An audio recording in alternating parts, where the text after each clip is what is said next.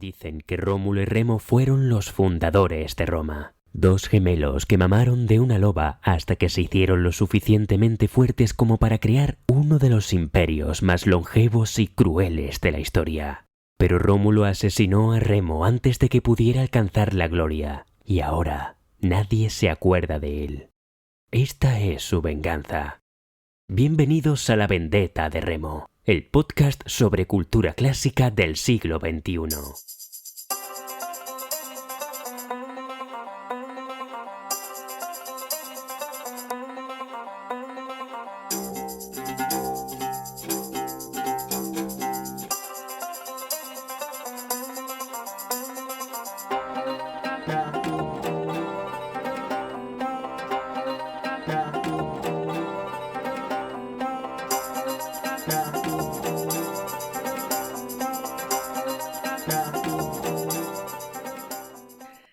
Capítulo 25. Uy, qué miedito. El terror y las historias de fantasmas en la época de los romanos. Hola, hijos de Remo. No estáis soñando. Esto está pasando de verdad. Después de eones de silencio y unos cuantos dragones, Remo se me apareció mientras dormía cual fantasma trasnochado para decirme que debía volver a esparcir la palabra y seguir dando leña a los impíos descendientes del traidor Rómulo, que los dioses lo maldigan. Así pues, os anuncio oficialmente que la vendetta de Remo ha vuelto. Ahora bien, algunos de vosotros sabéis que son muchas las obligaciones que me mantienen ocupada en los últimos tiempos, así que me siento incapaz de deciros cada cuánto podré publicar un nuevo capítulo. Espero que esta vez sí pueda ser de forma periódica, pero como siempre, esto está en manos de los dioses. Disfrutemos del momento, o como solían decir nuestros ancestros, carpe diem. Pero no quiero perder más el tiempo con explicaciones porque hoy vamos a hablar de algo que me encanta: aterrorizar a los romanos. Que este pueblo era supersticioso no es ningún secreto. Lo hemos hablado en otros podcasts y eso se debía al hecho de que ellos consideraban que su vida estaba marcada por el destino y por los dioses. Esto, conociendo a los dioses que tenían, ya da miedo de por sí. Es por eso que en su día a día solían ponerse en manos de sacerdotes, brujas y demás personalidades hechiceriles para tratar de protegerse de toda clase de maldiciones, llevando a cabo los rituales más bizarros. Si queréis saber más sobre este tema, os remito a mi anterior podcast, Yo os maldigo, la magia y el esoterismo en la antigua Roma. Así pues, de un pueblo supersticioso y temeroso de los dioses y la magia, era lógico que surgieran historias y creencias relacionadas con fantasmas, espectros, cuñados y toda clase de monstruos que asustarían hasta el gladiador más experimentado. Para ellos, todo a su alrededor tenía alma y vida, y estaba preparado para darles por saco en cualquier momento. Solo así puede explicarse que una sociedad pudiera hacer tantas cosas surrealistas sin despeinarse, la verdad. Espíritus y fantasmas. Pero hablemos un poco más de los espíritus y fantasmas que aterrorizaban a los romanos y de cómo trataban de lidiar con ellos diariamente. En general se nos dice que había de dos tipos, los lémures y los larvae. Sí, lémures y larvae. Si os estáis imaginando a esos dos animales en particular, hacéis bien. Dejadme que os cuente porque esto no tiene desperdicio. Aunque los lémures y los larvae tenían ciertas características que los diferenciaban, la esencia era la misma: espíritus que atormentaban a los vivos por las noches. Tengo una amiga que me llama los sábados a las 4 de la mañana para contarme que le ha escrito a su ex. Menuda larvae está hecha esa también. En fin, tanto los lémures como los larvae eran la versión maligna de los lares, que eran las almas benevolentes de la familia que protegían la domus y a sus habitantes. Como veis, esto no es muy diferente a hoy en día. En la mayoría de las culturas del mundo encontramos esa diferenciación entre espíritu bueno y espíritu malo. Supongo que es la forma que tenemos de dar las gracias cuando nos pasan cosas buenas y culpar a quien sea cuando nos pasan cosas malas. ¿Pero qué diferencias había entre lémures y larvae? Según Ovidio, los lémures tenían los ojos redondeados, miraban fijamente y acostumbraban a aparecer bajo el aspecto de bestia para asustar a las personas. Se trataba de las almas de aquellos difuntos que regresaban a reclamar algo a los vivos. Por ejemplo, que no habían sido sepultados como los dioses mandaban y como exigía la tradición, o porque habían muerto de forma prematura y violenta. Algo así como nuestros espíritus errantes, que no habían encontrado el descanso eterno por múltiples y creativas razones. Por eso la ceremonia fúnebre era tan importante tanto para los muertos como para los vivos, para que les dejaran en paz y no se les aparecieran en cualquier lugar de improviso. Por ejemplo, cuando fueran a hacer pipí por las noches, creando una serie de situaciones incómodas que no hacen falta.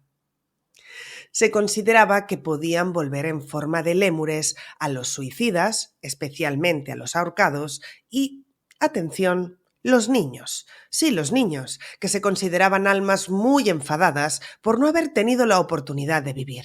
Tócate las narices. Ya me jodería ser un niño muerto en Roma y que encima me miraran con actitud sospechosa. Pues claro que estaría enfadado y volvería para atormentarles. Años después, muchos años después, el botánico sueco Carlos Linneo nombró lémur a una criatura de ojos redondos y grandes, con hábitos nocturnos y que emitía unos chirridos muy característicos. Que sí, que todos tenemos en mente a los lémures de la película Madagascar, que son muy cucos, pero debéis reconocer que tiene sentido. Algunas de las formas con las que los romanos evitaban que los lémures vinieran a visitarles era colocando las tumbas fuera de las ciudades, con inscripciones en piedra para que los difuntos fueran recordados. Algunas de ellas han llegado a nuestros días, como Sit tibi terra levis, que la tierra te sea leve, o Sit tibi terra gravis, que la tierra te sea pesada. Además, también colocaban piedras en los sarcófagos y clavos de bronce a ambos lados de la cabeza, con el objetivo de fijar el cuerpo a la tierra para que no se levantase. ¿Podemos decir que los romanos fueron los primeros en temer un apocalipsis zombie? Pues lo cierto es que quedaría genial que fuera que sí, pero no, ya que hay culturas mucho más antiguas que ya tomaban este tipo de medidas. Y por otro lado tenemos a los larvae.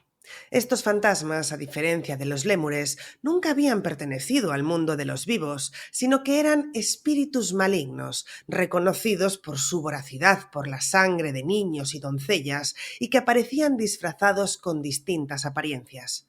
La verdad es que ser niño en la época de los romanos era lo peor. A los larvae les tenían miedo tanto los vivos como los muertos, esos no hacían ninguna distinción.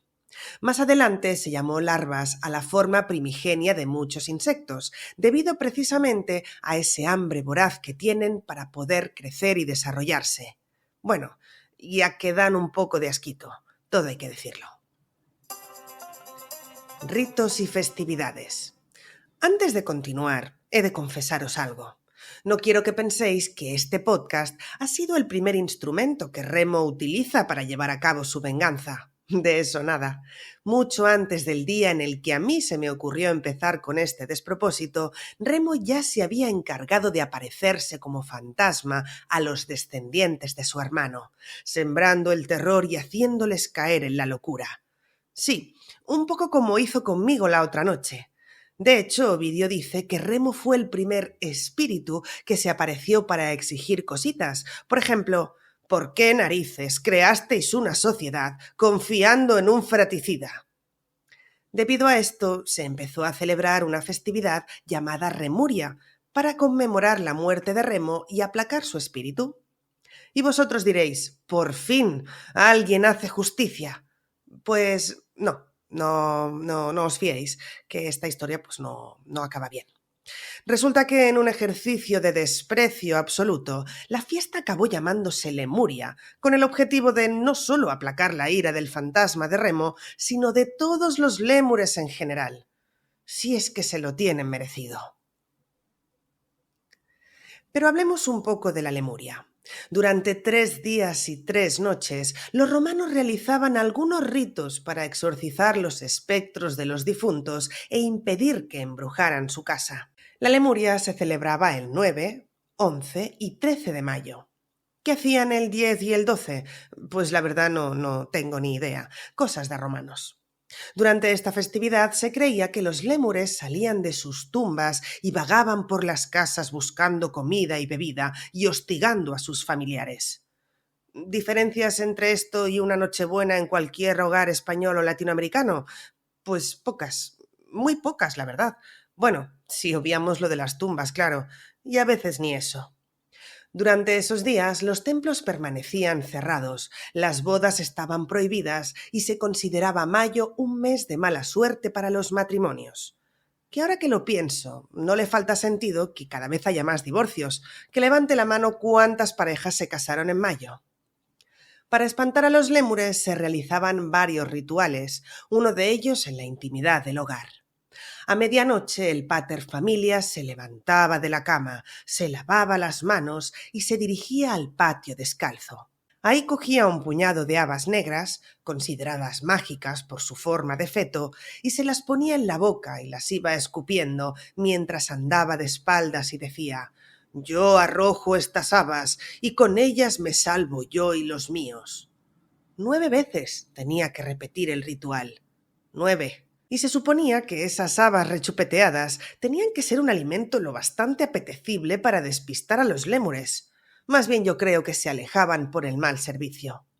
Además, mientras esto ocurría, el resto de la familia tenía que espantar a los lémures haciendo sonar utensilios de cocina a modo de cacerolada. Hay otras versiones en las cuales las habas no se escupen, sino que se arrojan, y que no hay cacerolada.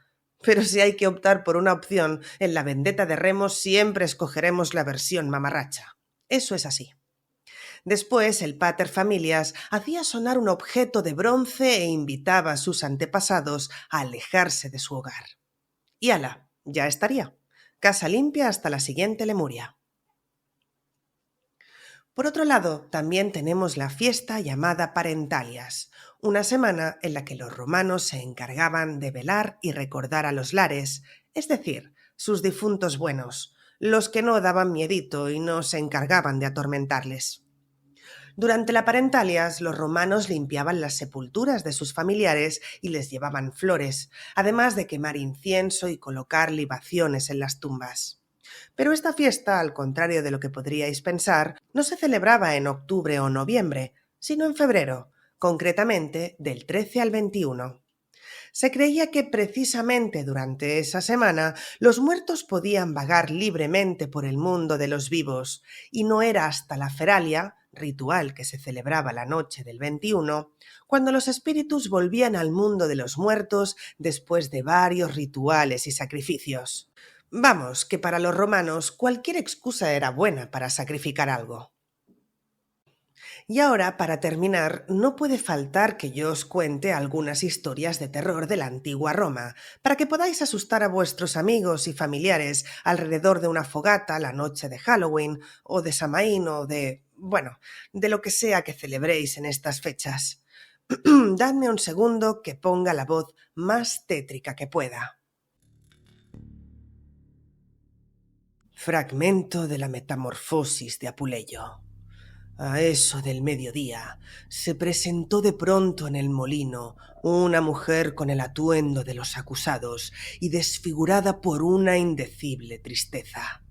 Vestía a medias con míseros andrajos, los pies desnudos por completo. Su palidez igualaba la del boj, horriblemente demacrada. Su cabellera canosa, alborotada y manchada de ceniza, le caía por delante, tapándole casi totalmente el rostro. En estas condiciones pasa suavemente su brazo por la espalda del molinero, como si tuviera que contarle algún secreto.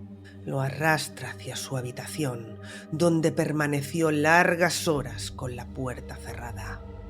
Pero, como entre tanto se había terminado el trigo que los obreros estaban moliendo y había que pedir más, los esclavos de antecámara se pusieron a llamar al dueño y a reclamarle una tarea suplementaria. Después de llamar a voz en grito una y otra vez, sin que el amo diera la menor respuesta, se ponen a golpear fuertemente la puerta, y como estaba muy bien sujeta por las barras, empezaron a temer lo peor.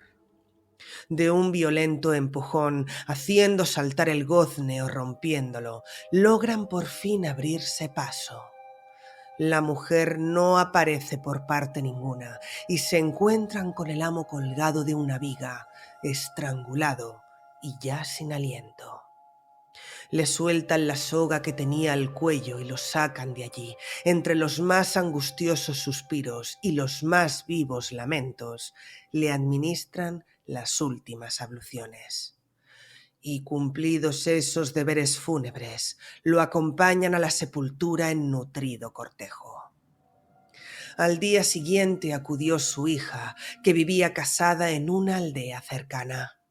Llegó angustiada, dando tirones a su cabellera suelta y golpeándose el pecho con ambas manos.